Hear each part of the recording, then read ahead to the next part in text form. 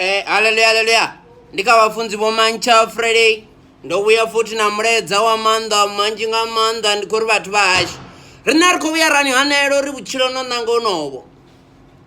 mari kuri vatu vashi nizumbuda uri unazvinji apa vuchiloni kuri vatu vashi rikonivona badi nikosikori vuchilo nonanga unovo vunji ya vatu na vuhadzi havangavuvoni apa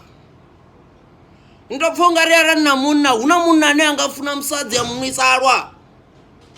huna munna unofuna musadzi ane angamumwisa alwa ati kwamba nga girlfriend ene ati kwamba nga backup huna munna na mti ane afuna musadzi wawo ane angamumwisa alwa ende rikonibona badi vadzana rikonibona badi nakadzi yepe edzi dzadzitinda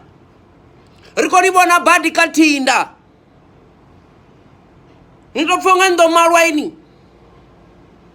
ndinyana yangamala mtu arekatinda nitindore nyangu pirwa nga zvitu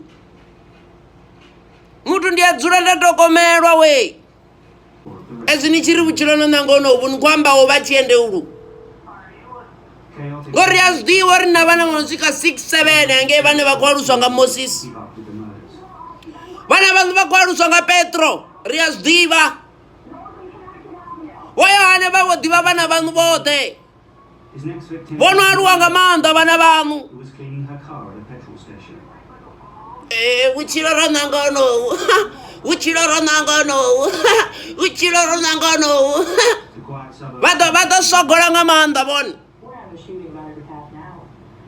ovuvi vuchilo aunangi vuvi ro nangonovu vavudabadaba vonopfa nyobvelela unodzula akoita vudabadaba Bona nyobvelela wana tezo ri vuchilo ro nangonovu aravo nangonovu osabvelela ndi zwavo nari kuri mini ndi vuchilo evananga nichidhayela nga manda mudzana aravo ufevi anu vusikonipa chelede nichidhayela nga manda nyadivo ri chifevi chisina na peni chiyanengisa chinengisa nga manda chifevi chisina na peni una swifevi zwinji zwire na chelede zwine na vafunzi vazvikrasha ngori china chelede